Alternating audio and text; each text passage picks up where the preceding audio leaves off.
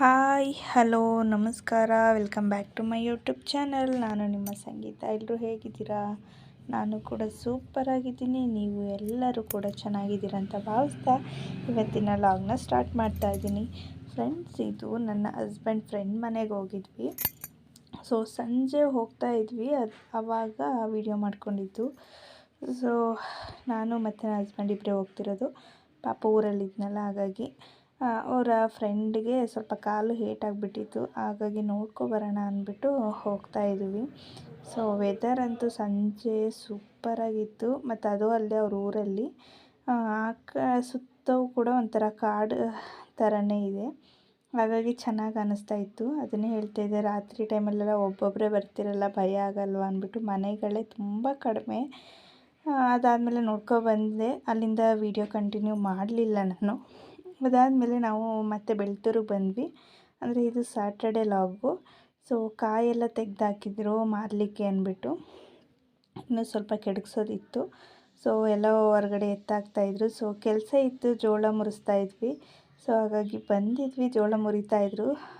ಮಧ್ಯಾಹ್ನ ಜ್ಯೂಸ್ ತಗೊಬಂದಿದ್ದೆ ಹೊಲ್ದ ಹತ್ರ. ಸೊ ಅವ್ರಿಗೂ ಕೊಟ್ಟು ನಾನು ಕುಡ್ಕೊಂಡು ಹೋಗ್ತಾಯಿದ್ದೆ. ಪಾಪು ಇನ್ನೂ ಕರ್ಕೊಬಂದಿರಲಿಲ್ಲ. ಹೊಲ್ದ ಹತ್ರ ಬಂದಿದ್ದೆ ನಾನು, ಜ್ಯೂಸ್ ಕೊಟ್ಟು ಹೋಗೋಣ ಅಂದ್ಬಿಟ್ಟು ನಾನು ನಮ್ಮ ಮನೆಯವ್ರು ಬಂದಿದ್ವಿ. ಜೋಳ ಮುರಿತಾಯಿದ್ರು. ನಾನು ಕಾಯಿ ನೆಟ್ಟಿದೆ ಅಲ್ವಾ, ಸೊ ಅದು ನೋಡೋಣ ಅಂದ್ಬಿಟ್ಟು ಹುಡುಕ್ತಾ ಇದ್ದೆ ಎಲ್ಲಿ ಅಂತ ಅಂದ್ಬಿಟ್ಟು.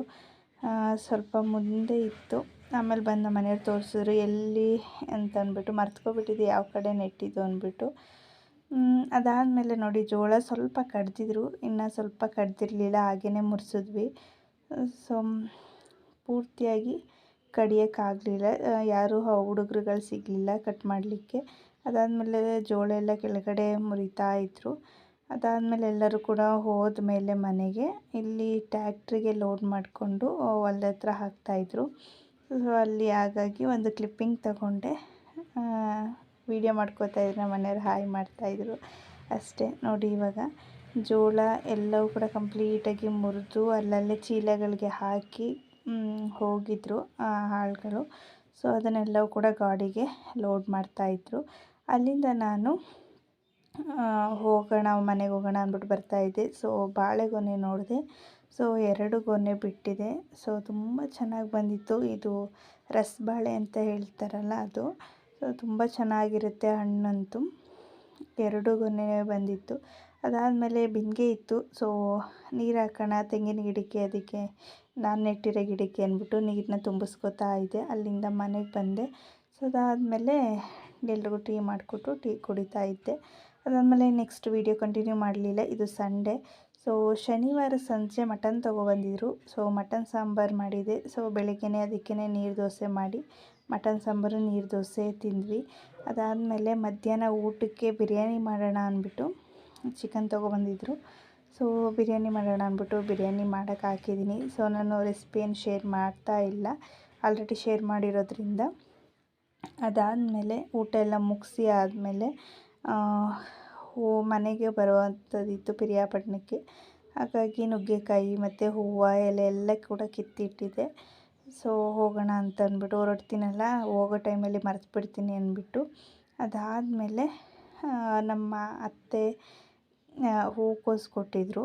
ಸೊ ಅದು ಕೂಡ ಇಟ್ಕೊಟ್ಟಿದ್ದೆ. ಅದಾದಮೇಲೆ ಹಲಸಿನಣ್ಣು ಬಿಡಿಸಿದ್ರು ಅಪ್ಪ, ತಗೊಂಡು ಬರಲಿಕ್ಕೆ ಅಂದ್ಬಿಟ್ಟು. ಸ್ವಲ್ಪ ಮಾತ್ರ ತೊಗೊಬಂದೆ, ಎಲ್ಲವೂ ಕೂಡ ತರಲಿಲ್ಲ ನಾನು.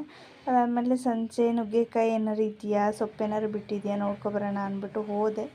ಬಟ್ ಸೊಪ್ಪು ಸಿಗಲಿಲ್ಲ ನನಗೆ.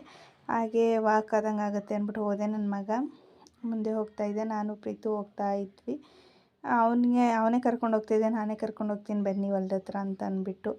ಸೊ ಸೊಪ್ಪೇನು ಸಿಗಲಿಲ್ಲ. ನುಗ್ಗೆಕಾಯಿ ಮಾತ್ರ ತುಂಬ ಚೆನ್ನಾಗಿ ಬಂದಿತ್ತು. ನೋಡಂತೂ ಸಿಕ್ಕಾಪಟ್ಟೆ ಖುಷಿ ಆಯಿತು. ನೋಡಿ ಎಷ್ಟು ನುಗ್ಗೆಕಾಯಿ ಬಿಟ್ಟಿತ್ತು ಅಂದರೆ ತುಂಬ ಚೆನ್ನಾಗಿ ನುಗ್ಗೆಕಾಯಿ ಬಿಟ್ಟಿದೆ. ಈ ಸಲ ಫಲ ತುಂಬ ಚೆನ್ನಾಗಿ ಬಂದಿದೆ. ಮತ್ತು ನುಗ್ಗೆಕಾಯಿನ ಕಿತ್ಕೊಳ್ಳಿಲ್ಲ ನಾನು, ಮೊದಲೇ ಕಿತ್ತಿಟ್ಟಿದ್ರಲ್ಲ ಮನೇಲಿ, ಸುಮ್ಮನೆ ಹಾಳಾಗಿಬಿಡುತ್ತೆ, ಇಟ್ಕೊಂಡ್ರು ಚೆನ್ನಾಗಲ್ಲ ಅಂದ್ಬಿಟ್ಟು ಹಾಗೆ ನೋಡಿಕೊಂಡು ಒಂದೆರಡು ಮಾವಿನಕಾಯಿ ಕಿತ್ಕೊಳ್ಳೋಣ, ಮಾವಿನಕಾಯಿ ಇದೆಯಾ ಅಂತ ಅಂದ್ಬಿಟ್ಟು ಹೋದೆ ಮಾವಿನ ಮರದ ಹತ್ರ. ನಮ್ಮ ಪ್ರೀತು ಮಾವಿನಕಾಯಿ ಇದೆ ಬನ್ನಿ ಹೋಗೋಣ ಅತ್ತೆ ಅಂದ್ಬಿಟ್ಟು ಕರ್ಕೊಂಡು ಹೋದ. ಸೊ ನೋಡೋಣ ಅಂದ್ಬಿಟ್ಟು ಮಾವಿನ ಮರದ ಹತ್ರ ಬಂದೆ. ಸೊ ಅಲ್ಲಿ ಇನ್ನೂ ಕಾಯಿ ಇದೆ, ಇದು ಕೂಡ ಅಷ್ಟೇ ತುಂಬ ಚೆನ್ನಾಗಿ ಫಲ ಬಂದಿದೆ. ಕಾಯಿ ಸಣ್ಣ ಸಣ್ಣ ಕಾಯಿಗಳಿನ್ನ ದಪ್ಪ ಆಗಿಲ್ಲ, ಆದರೂ ಪರವಾಗಿಲ್ಲ ಅಂದ್ಬಿಟ್ಟು ಒಂದು 4 ಕಿತ್ಕೊಟ್ಟ.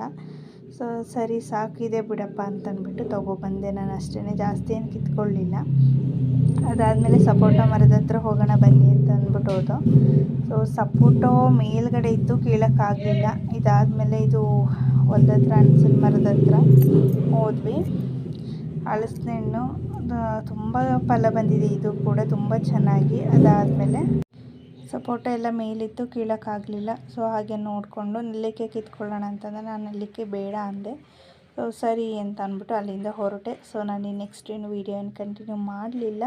ಸೊ ಈ ವಿಡಿಯೋನ ಇಲ್ಲಿಗೆ ಎಂಡ್ ಮಾಡ್ತಾಯಿದ್ದೀನಿ. ನಾನು ನಿಮಗೆ ಮತ್ತೆ ಹೊಸ ಲಾಗ್ನೊಂದಿಗೆ ಸಿಗ್ತೀನಿ. ಅಲ್ಲಿವರೆಗೂ ಎಲ್ರಿಗೂ take care and bye bye, see you and thank for watching. Please support to my YouTube channel.